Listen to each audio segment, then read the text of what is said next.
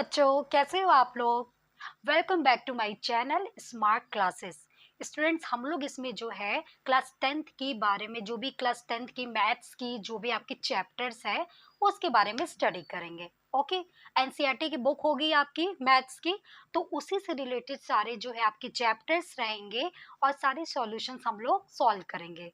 ठीक है, तो फर्स्ट चैप्टर आपका है एनसीईआरटी में रियल नंबर्स। क्या नाम है? Real real numbers.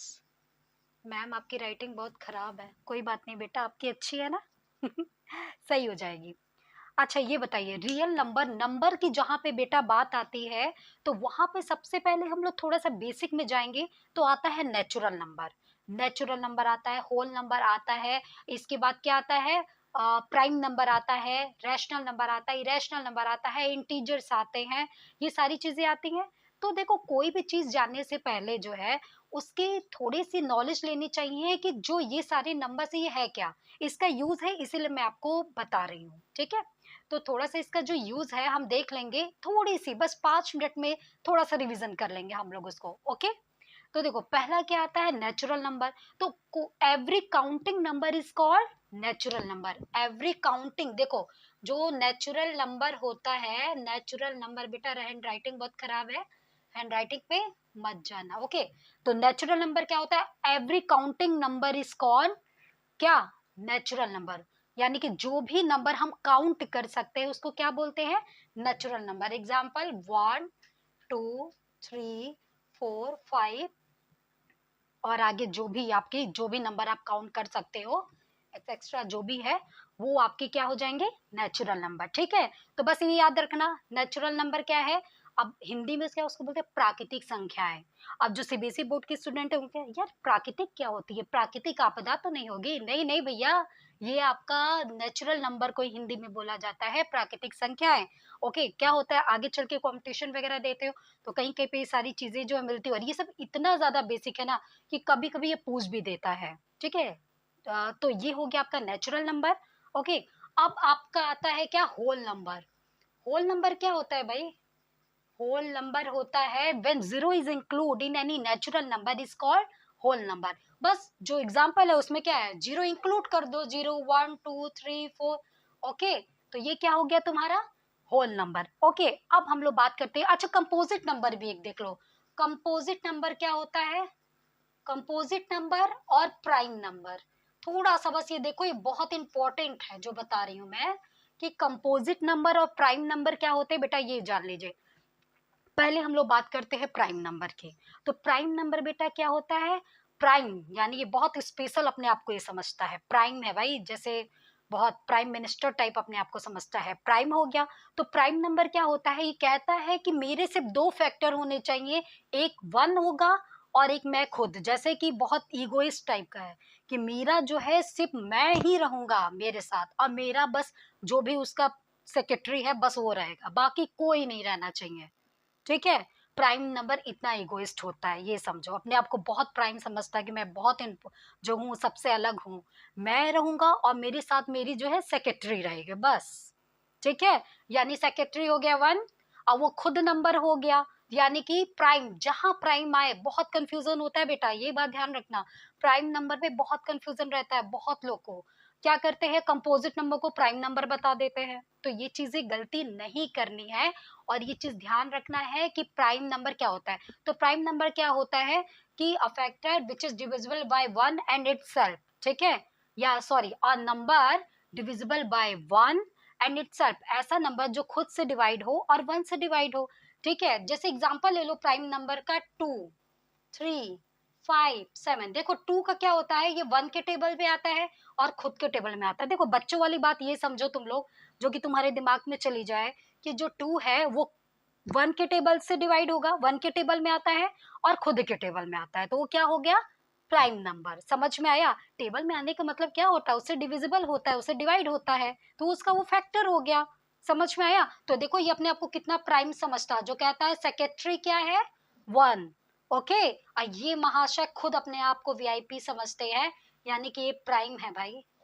ठीक है, समझ में आया, प्राइम मतलब समझ जाओ ये बहुत इगोइस्ट है, ये सिर्फ अपने सेक्रेटरी और अपने साथ ही चलेगा। समझ में आया? प्राइम नंबर कभी नहीं भूलोगे, इसके सिर्फ 2 फैक्टर होते हैं, यानी ये सेक्रेटरी और ये खुद। समझ में आया? सेक्रेटरी मतलब 1 और खुद मतलब ये जो भी नंबर है आपका। वैसे 3 देख लो, 3 जो है 1 के टेबल में आता है और खुद के टेबल में आता है, यानी कि 1 और 3 इसके 2 फैक्टर हो गए। वैसे ही 5 हो गया तुम्हारा 1 और 5 खुद में आता है, वैसे ही 7 है 1 और 7 खुद में आता है। ऐसे बहुत सारे नंबर जैसे 11 हो गया, 13 हो गया और तुम्हारा 17 हो गया, ठीक है? बहुत सारे ऐसे प्राइम नंबर है। तो ये मैं बस आपको शॉर्टकट में एक थोड़ा सा रिमाइंड करा रही हूँ कि ये जो है आपका prime number, natural, whole number, compose और प्राइम नंबर। अब बेटा एक थोड़ा सा कंपोजिट नंबर देख लेते हैं, ठीक है?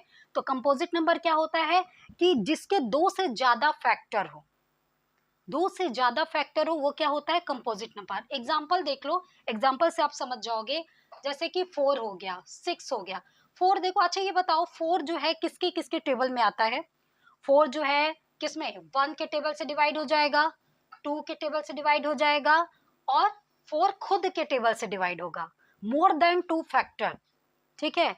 अ number which is divisible by more than 2 factor, ठीक है? तो एक 1 हो गया, एक 2 हो गया और एक 4 हो गया। ओके, तो ये 1 हो गया, 2 और 4, ये तुम्हारे 4 के फैक्टर हो गए। तो मोर देन 2 फैक्टर हुए, एक तो 1 हुआ और एक 2 हुआ, एक 4 खुद भी हुआ।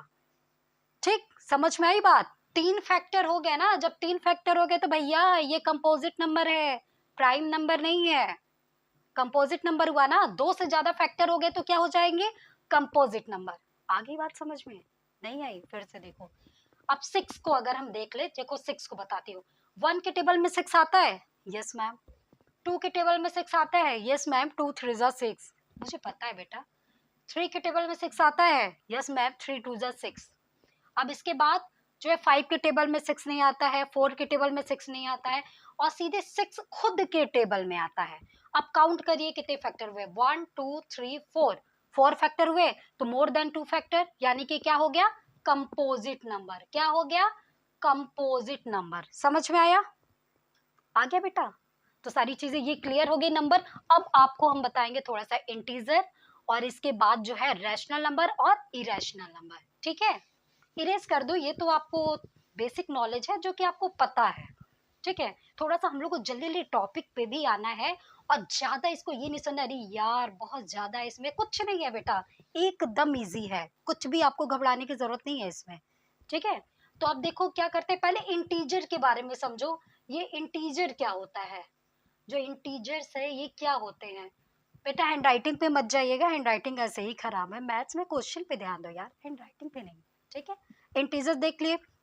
तो देखो इंटीजर क्या होता है, combination of positive number and negative number is called integers. Okay, combination of positive numbers, suppose that positive number 2 है, negative number -2, ये दोनों क्या है? इंटीजर्स। कॉम्बिनेशन दोनों को कंबाइन कर दीजिए, क्या है? इंटीजर है।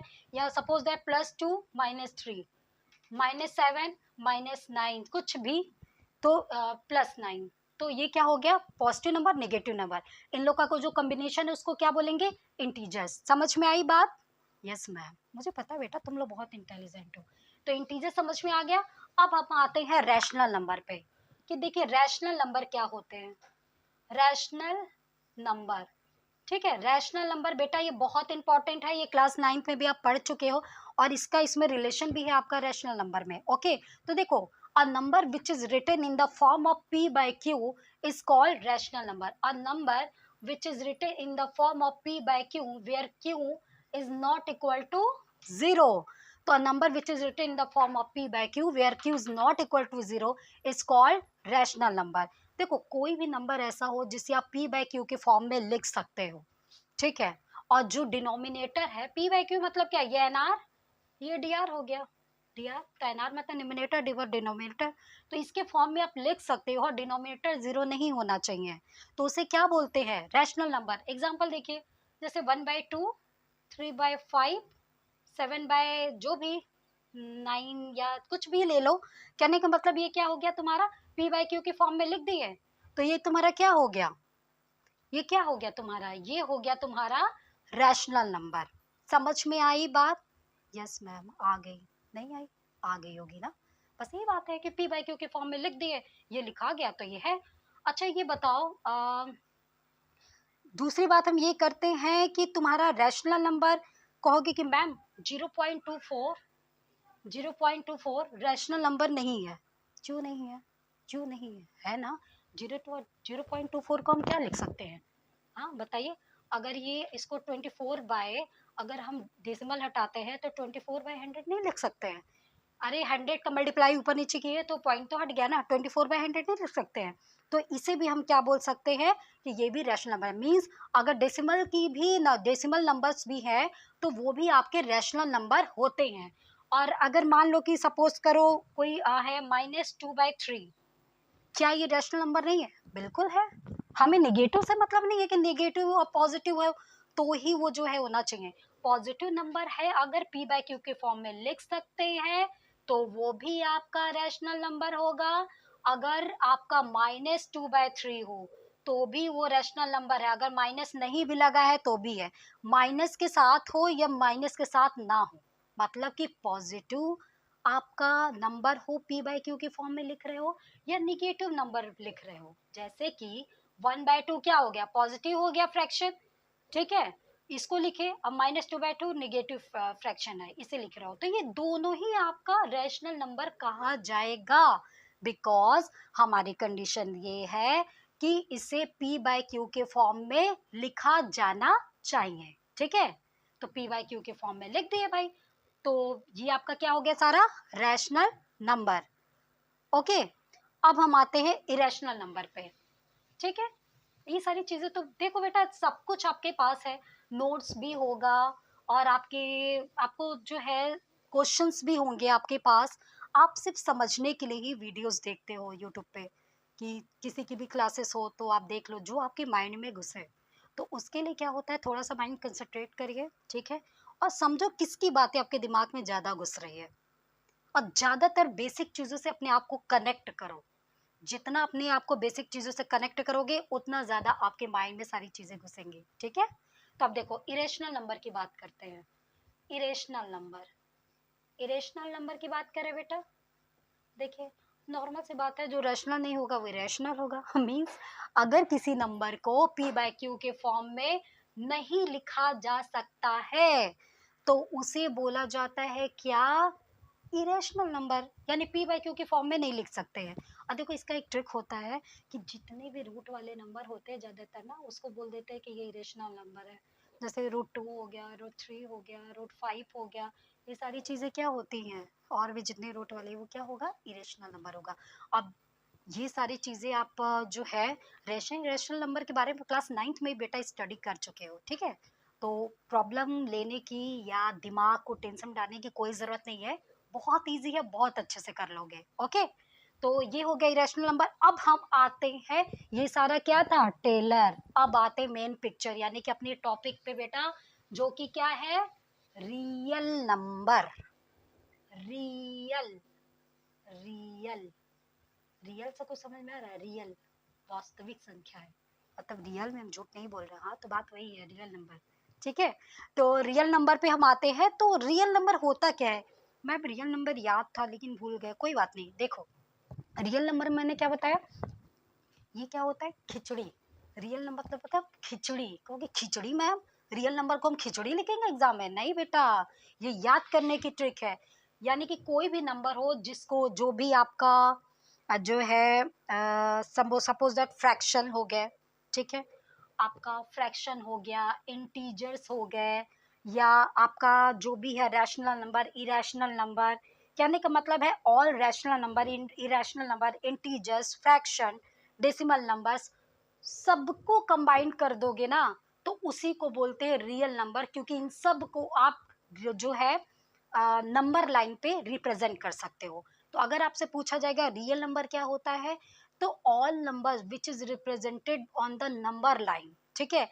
जितने नंबर्स को आप नंबर लाइन पे रिप्रेजेंट कर सकते हो उसको क्या बोला जाता है? Real number. रियल नंबर याद रखना कि मैम ने बोला था रियल नंबर मतलब क्या होता है? खिचड़ी। तो कहा अरे यार रियल नंबर से याद आ गया खिचड़ी। खिचड़ी मतलब all rational number, all irrational number, integers, fractional number, ये सारी चीजें क्या होती हैं? ये सब होती है रियल नंबर में, क्योंकि इन सब को आप नंबर लाइन पे रिप्रेजेंट कर सकते हो। एग्जाम्पल में देखो, एग्जाम्पल में हो गया जैसे 2 हो गया, ठीक है, 1/2 हो गया या 1/3 हो गया, कुछ भी ले लो, 1/3 हो गया। अब इसके बाद हो गया √2 -3, ठीक है, और सारे नंबर्स जो है तुम्हारे, ठीक है। तो √2 को आप क्या नंबर लाइन पे रिप्रेजेंट नहीं कर सकते हो? बिल्कुल कर सकते हो। 1/3 को भी कर सकते हैं, √2 को भी कर सकते हैं, -3 को भी कर सकते हैं। तो ये सारी चीजें क्या हो गई? Real number. समझ में आया? मेरी बात समझ में आ रही है बेटा? याद रखो, रियल नंबर मतलब क्या होता है? खिचड़ी। रियल नंबर मतलब खिचड़ी। ओके। तो खिचड़ी कैसे बनती है? उसमें सारे सामान डालते हो, दाल डालोगे, चावल डालोगे, अगर किसी को पसंद है तो वेजिटेबल भी डाल वाल के अपना चौका लगाते हैं, सब करते हैं। तो कहने का मतलब ये है आपका कि याद रखो, याद करने के लिए मैडम खिचड़ी की बात की है कि रियल नंबर मतलब खिचड़ी। समझ में आया? ठीक है बेटा, रियल नंबर मतलब क्या होता है? खिचड़ी। आ गई बात समझ में? ओके। अब हम लोग आते हैं किस पे? देखो बेटा, अब मेन टॉपिक जो आपके क्वेश्चंस क्या दिए हैं ना, थोड़ा उस पे आते हैं। एलसीएम और एफसीएफ के क्वेश्चंस है। अच्छा, एलसीएम का फुल फॉर्म सबको पता है ना? Least common multiple, list common multiple. और एचसीएफ क्या होता है? Highest highest common highest common factor, highest common factor. ठीक है, ये तो आप शुरू से बचपन से पढ़े आ रहे हो, तो थोड़े से बड़े हो गए ना, थोड़े से हुए, ज्यादा नहीं हुए हो। ठीक है, तो एलसीएम का मतलब हुआ लीस्ट कॉमन मल्टीपल और एचसीएफ का मतलब हुआ हाईएस्ट कॉमन फैक्टर। ओके। अब एक चीज याद रखो, प्राइम फैक्टराइजेशन मेथड से आप लोग एलसीएम और एचसीएफ निकालना सीख चुके हो ना? हाँ, भूल नहीं गए हैं। एक क्वेश्चन मैं करवा दे रही हूँ, आपको खुद याद जा रही यार, ये सारा तो पढ़ा हुआ है। बिल्कुल पढ़ा है। देखो, जैसे सपोज दैट एक एग्जांपल मैं ले लेती हूँ, जैसे 6 और 20 है, ठीक है। कह रहा है इसका एचसीएफ और एलसीएम फाइंड करना है। ध्यान दीजिए, 6 और 20 एक नंबर है जिसका एचसीएफ और एलसीएम फाइंड करना है। कैसे करेंगे? सबसे पहले प्राइम फैक्टराइजेशन मेथड की बात की है, बाय प्राइम फैक्टराइजेशन मेथड। मैंने पीएफएम लिखा है, मतलब प्राइम फैक्टराइजेशन मेथड। इससे फाइंड करना है। तो सबसे पहले बेटा 6 का निकालो, सबसे पहले 6 का निकालो। तो 6 का, अगर देखो टेढ़ा हो रहा है कोई नहीं, देखो, जैसे ये मैं डिलीट कर दूं ऊपर का। देखो, अब 6 और 20 का कहा था ना, 6 और 20 का LCM HCF by prime factorisation method. ठीक है, देखो मैं डिलीट कर रही हूँ बेटा, उसका नहीं, आपको लिंक मिल जाएगा, आप उस पर देख सकते हो। ठीक है, ये सारी चीजें नॉर्मली मैं बता रही हूँ आपको, ये सब पढ़े हो, पता है। थोड़ा सा मैं आपको रिपीट करा रही हूँ। मेन क्वेश्चंस ये सारे पूछते हैं जो मैं अब करा रही हूँ, इसको मैं डिलीट नहीं करूंगी। अगर स्क्रीनशॉट लेना होगा तो ले लेना। ओके। तो देखो 6 और 20 एक क्वेश्चन है, एग्जाम्पल मैं दे रही हूँ। कह रहा है 6 और 20 एक नंबर है जिसका एलसीएम और एचसीएफ फाइंड करिए by prime factorisation method. Okay. तो देखो, सबसे पहले क्या करेंगे? प्राइम फैक्टराइजेशन, फैक्टर का मतलब फैक्टर निकालेंगे। कैसे? देखो, सबसे पहले 6 का निकालो। 2 के टेबल में 6 कितनी बार में आता है? 3। 2 3 जा 6, 3 1 जा 3। तो 6 के फैक्टर क्या क्या हो गए? 2 और क्या हो गए? 3। ओके। अब 20 का निकालेंगे हम लोग। 20 का, 2 के टेबल में 20 कितनी बार में डिवाइड होगा? देखो, कहोगे कि मैम ये तो 4 से भी डिवाइड हो सकता है। बिल्कुल हो सकता है, लेकिन बेटा एक रूल होता है कि हम छोटे नंबर से पहले डिवाइड करते हैं। 4 से भी कर सकते हो, ऐसा कुछ नहीं है, बट पहले हम 2 से डिवाइड करके देखते हैं। 2 1 जा 2। तो 2 के टेबल में 20 कितनी बार में आता है? 10 बार में। ओके, समझ में आई बात? अब देखो, 2 5 जा 10, 2 5 जा 10, 5 1 जा 5। ठीक है, तो 20 के क्या क्या फैक्टर हो गए बेटा? 2 इंटू 2 इंटू 5। ये समझ में आ गई बात? आई? देखो, अब इसको क्या लिख सकते हैं? पावर के फॉर्म में। 2 की पावर कुछ नहीं है तो 1 माने, और 3 की पावर कुछ नहीं है तो 1 माने। और इसका क्या है? 2 की पावर 2, यानी अरे 2 इंटू 2 का मतलब हुआ 2 की पावर 2। 2 इंटू 2 का मतलब क्या है? ये पावर में चल गया, 2 की पावर 2। अरे 2 2 जा 4 हुआ ना, 4 कैसे आएगा? 2 का 2 बार में मल्टीप्लाई करोगे तो 4 आता है। तो इसको क्या लिख सकते हैं, 2 के पावर 2। 2 कितनी बार लिखा है, 2 बार लिखा है ना, तो इसके बाद जो है 5 के पावर 1। अब एचसीएफ निकालना है हमें, याद रखो एचसीएफ का एक चीज होता है, एचसीएफ कहता है कि हाईएस्ट कॉमन फैक्टर मेरा नाम है, लेकिन इसका ये रूल कहता है कि कॉमन, ठीक है, कॉमन जो है, कॉमन क्या है ये बताओ, इन दोनों में कॉमन क्या है, 2 कॉमन है ना, एक 2 के पावर 1 है, एक 2 के पावर 2 है, तो इन दोनों में क्या कॉमन हुआ, 2, 2 कॉमन है। तो कहता है कि कॉमन, लोएस्ट कॉमन क्या फैक्टर, तो लोएस्ट कॉमन फैक्टर या लोएस्ट कॉमन पावर बोल सकते हैं। जैसे कि तुम्हारा ये होता है कि लोएस्ट कॉमन फैक्टर, देखो 2 इसमें कॉमन है, 2 कॉमन है ना, तो 2 तुम्हारा हो जाएगा 6 और 20 का एचसीएफ क्या हो जाएगा, 2। समझ में आया, 6 और 20 का एचसीएफ क्या हो जाएगा, 2, क्योंकि देखो ये कह रहा है कि दोनों में जो कॉमन है तो कॉमन 2 है। अब कह रहा है जो कम पावर है जिसका, जैसे कि ये 1 इसका पावर है, इसका पावर 2 है, तो कह रहा है हमको हाईएस्ट पावर से मतलब नहीं है, मेरा जो रूल है मैं उतने ही पे चलता हूँ, मतलब मैं अमेजोन हूँ मैं अमेजोन हूँ, मेरा जो है रूल भाई, मेरा ब्रांड है, ब्रांड ये है कि 2 के पावर 1 है, ये 2 के पावर 2 है। तो इसका कहने का मतलब है कि हमको उससे मतलब नहीं है कि आप ज्यादा लेके आइए तो आइए, मुझे बस ये चाहिए कि आपके पास जो कॉमन है, और मुझे जो है बस एक से मतलब है, कहने का मतलब मुझे कम वाला चाहिए, लेकिन जो कॉमन है वो चाहिए। तो देखो जो भी कम वाला पावर है, जो भी छोटा पावर है, 2 और 2 और 1 में कौन पावर छोटा है, 1 है, तो इसका क्या हो जाएगा, सीएफ 2। बाकी कह रहा है मुझे दुनिया से कोई मतलब नहीं कि 3 उसके साथ है कि 5 उसके साथ है, मुझे कोई मतलब नहीं है, कहते मुझे कोई मतलब नहीं है कि वो किसके साथ है, वो कॉमन नहीं है तो वो मेरे किसी काम का नहीं है। याद रखिए एचसीएफ यही कहता है कि मुझे निकालना है तो पहले तुम प्राइम फैक्टराइजेशन मेथड से पहले तुम निकालो फैक्टर, इसके बाद तुम देखो कि उसमें क्या कॉमन नंबर आता है, वो कॉमन नंबर में जो सबसे छोटा पावर होगा वही मेरा आंसर है, मतलब मैं वही हूँ। समझ में आया, तो देखो जैसे 2 के पावर 1, 2 के पावर 2 में सबसे छोटा क्या है, 2 के पावर 1, तो आंसर क्या आ गया, एचसीएफ क्या हो गया, 2। अब इसी का उल्टा होता है एलसीएम, इसी का उल्टा क्या होगा, एलसीएम। अब ये कह रहा है कि देखिए भाई 2 के पावर 1 है, 3 के पावर 1 है, और इसके बाद कह रहा है कि ये तो तुम्हारा 6 का है, और इसके बाद ये जो कह रहा है कि अगर 20 आप निकाले हैं तो आपके पास 2 के पावर 2 है और 5 की पावर 1 है। तो ये कहता है कि मैं भी कॉमन लूंगा, ठीक है, मैं भी हूँ, मैं भी अपने रूल से नहीं हट रहा हूँ, मैं जो मेरा नाम है मैं वैसा काम करूंगा, मतलब मैं भी जो हूँ मैं भी कॉमन लूंगा। तो कॉमन ले लिया भाई, कॉमन क्या है दोनों में, 2 है, लेकिन कहता है मुझे ना हाईएस्ट पावर चाहिए, ठीक है, मतलब कहता है मेरा नाम लोएस्ट है लेकिन मुझे चाहिए हाईएस्ट पावर। कॉमन क्या है, 2, लेकिन ये कहता है मुझे हाईएस्ट पावर चाहिए, यानी 2 के पावर 2।